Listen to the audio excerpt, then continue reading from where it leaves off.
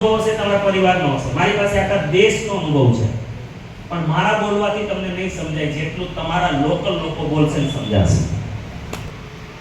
તો શું ફાયદો થયો કે જેથી આ બધાને માર્ગદર્શન મળે, એનો વિશ્વાસ વધે. મને આ તેલ ખાવાથી મને થાઇરોઇડ હતો. થાઇરોઇડ અત્યારે મારે નોર્મલ થઈ ગયો છે. હાવ થાઇરોઇડ હતો? હા.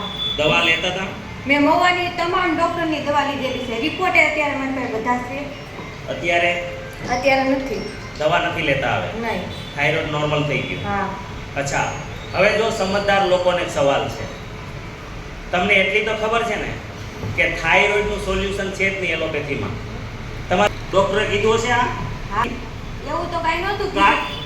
કાયમ માટે પૂછી લેજો, જેને જેને થાઇરોઇડનો ઈલાજ છે જ નહીં. આપણે સવારમાં નાસ્તા પહેલા એની ગોળી લેવી પડે, પાણી પીધા પહેલા. અચ્છા, નો લ્યો તો શું વાંધો? તો આપણા પગ હોજી જાય, પછી આપણને આમ નહીં, બંધ કરી દો તો આ તકલીફ થાય, પગને એવું હોજી તો જાય. એનો મીનિંગ શું થયો? વધે. એનો મતલબ બંધ કરવાની જ નહીં. સમજાણું તમને? થાઇરોઇડની દવા બંધ ન થાય, પણ આજ આરસીએમ નો સામાન ખાવાથી થાઇરોઇડ મટી ગયો.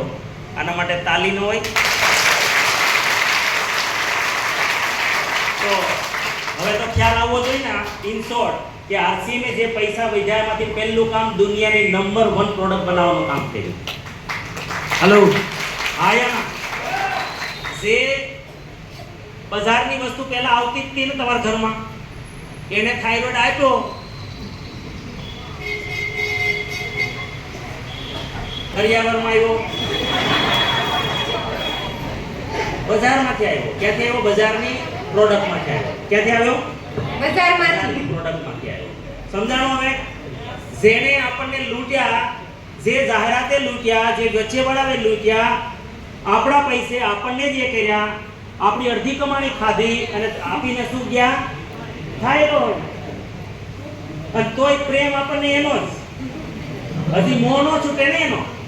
આમાંથી અમારે પૂછવું નથી, આમાં 100% આરસીએમની પ્રોડક્ટ વાપરતા હશે ને, એમાં 20% નહીં હોય. કેટલા? 20% નહીં હોય. આપણે એમ થોડા અહીંયા કહી દે બહુ જેમ તેમ છીએ. હા, જે બજારે આ દેશને 80 કરોડથી વધુ લોકોને દવા ખાતા કરી દીધા, હજી એનો મોહ આપણને થોડો છૂટે? જેમ અંગ્રેજોનો 90 વર્ષનો તો છૂટ્યો. હલો, પહેલો વિપ્લવ શરૂ થયો તો 1857માં, પણ આપણે અંગ્રેજો બહુ સારા લાગતા હતા, બહુ સારા લાગતા હતા. એ છેલ્લે આવીને 1947માં મેળ પડ્યો. 90 વર્ષ. હવે આમાંય કાઢવાના કેટલા કે વેલા સમજી જવું જોઈએ. તો પછી 100% આરસીએમ અપનાવો, અને જ્યાંથી બીમારીઓ આવી છે ને, મારો ગોલી. સમજી શકાય? ચાલો, બીજા કોને ફાયદો થયો? આ પાછળ પેલા બેન, બીજા બેન. જે આરસીએમ મને 180 બીપી હતું, અને જ્યારથી આ આરસીએમની ગામમાં ગોળી અને તેલ શરૂ કર્યું ત્યારથી મારી બીપીની ગોળી બંધ છે.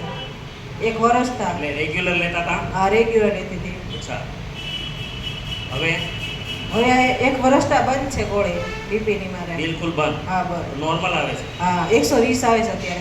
100 મતલબ નોર્મલ થઈ ગઈ? હા. તકલીફ કઈ નથી થતી? કઈ તકલીફ કઈ નથી. અચ્છા, બીજી કઈ તકલીફો સારી થઈ હોય સાથે સાથે? મને આ હાથ પગના દુખાવા રહેતા, કેલ્શિયમ ઘટતું હતું, કેલ્શિયમ ઘટતું? હા. એ બધું ઓકે થઈ હા, ગયું? બધું ઓકે થઈ ગયું. મતલબ દવાખાનાનું હવે કઈ જરૂર નથી પડતી? 1 વર્ષ તમારે 1 રૂપિયાની દવા નથી ચાલુ. નકર દર મહિને મારે 3000નું દવાખાનું મારે એકલીનું હતું. હવે 3000 ની પ્રોડક્ટ લ્યો છો કે નહીં? નહીં, અત્યારે તો 30 થી 40 હજારનો સામાન મારા ઘરમાં આરસીએમ લાવું છું. આવી રીતના હોય. અને હું ખુદ એકલા મારા કોડમાં 10,000 પીવી 9 મહિનાથી કરું છું. Very good, very good. ચાલો, સેલ્યુટ. તમે સમજ્યા? બાકી શું કરે ખબર? એ તો મને રેડી થઈ ગયું પાછા બજારમાં. અરે ભાઈ, આટલી તો કોમન સેન્સ હોવી જોઈએ કે જેણે મને આટલા બરબાદ કર્યા, પાછા ન્યા. એટલે હું અમે દવા વેચી છે કે સારું થઈ જાય, પાછા હતા ત્યાં જતા રહો. ચાલો, જે આરસીએમ ચેસ. મને આ 2-2.5 મહિનાથી હું આ તેલ ખાઉં છું, તો એનાથી મને ઘણો ફાયદો થયો છે.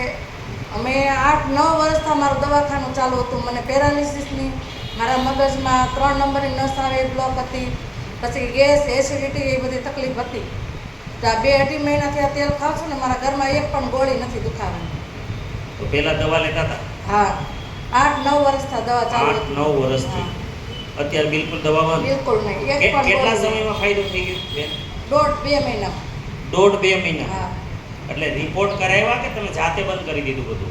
નહીં રિપોર્ટ નથી કરાવ્યો, મેં જાતે જ બંધ કરી કેમ? કેમ કે મને દુખાવો નથી શરીરમાં, કે મને શરીરમાં કોઈ તકલીફ નથી. તોય ચેક કરાવવું જોઈએ, જાતે ન નિર્ણય લેવો જોઈએ. ભલે વસ્તુ ગમે એટલી સારી છે પણ છતાંય પેલામાં નહીં રહેવાનું, કારણ કે જૂનું તમારી અંદર જે પડ્યું છે હવે એ હજુ કેટલું છે શું છે રિપોર્ટ જરૂર કરાવી લેવાનો. ભલે ડૉક્ટર પોતે જ કહી દેશે તકલીફ નહીં હોય તો દવા તો નહીં આપે. મારા શરીરમાં કેટલા સમયથી આપણા બેન છે વિરલબેન બારૈયા, અમે બાજુમાં રહીએ છીએ, એને 8-9 વર્ષથી મારા ઘરમાં રોજ ઉઠીને દવાખાનું, સાંજ પડે ને ચાલો દવાખાને, સવાર પડે ને ચાલો દવાખાને.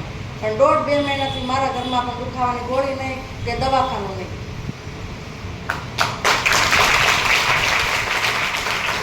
ચાલો, શું શું અપનાવ્યું તમે? મેં ન્યુટ્રિશન વુમન, ન્યુટ્રીચાર્જ વુમન, હા, અને ગામા ગામમાં ત્યાંથી શરૂઆત કરી.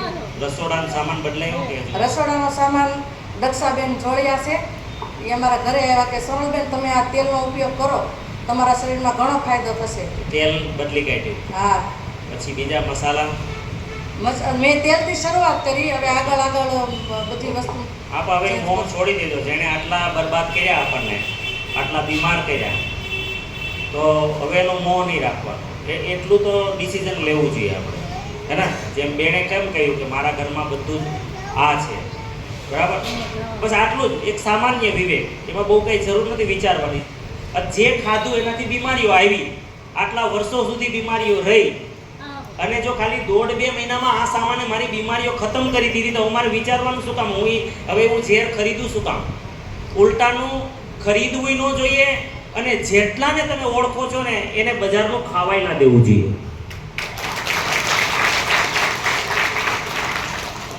મારા ઘરવાળા મહુવામાં પોલીસમાં સર્વિસ કરે છે, તો એ કે મેં કીધું આ બેન લાવ્યા છે આપણી માટે તેલ, તો આપણે 1 કિલો કે 1 પાઉચ ટ્રાય કરી. આપણે આટલો સમય આપણે દવામાં બરબાદ કર્યો, તો આપણે એક જોઈ તો ખરા આપણા શરીરમાં કેટલો ફેરફાર થાય છે.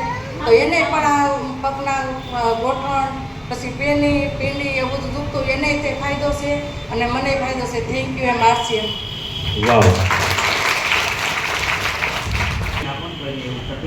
મોટી તકલીફમાંથી કોઈ ગુજર્યું હોય એને આજે અચ્છા અહીંયા બેન RCM, કારણ કે મારું નામ પ્રેમજીભાઈ ભાટિયા, હાલ મારું ગામ આંબળા છે ને આ ટૂંકમાં RCMમાં આવ્યા એ પહેલાં મને જે શ્વાસની તકલીફ હતી, તો આજે RCMનો સામાન બધો વાપરવાથી આ મને શ્વાસ મીઠો છે, મારા ઘરનાને સ્નાયુની તકલીફ મટી છે, અને 3 જણાને જે એસિડિટીની ટેબ્લેટ લેવી પડતી, તો એ આજે મારે ઘરે મેડિકલનું બિલ 0 છે. અને હું ટોટલ વસ્તુ RCMની જ વાપરું છું, માર્કેટની કોઈ પણ વસ્તુ વાપરતો નથી. જી સર, ધન્યવાદ.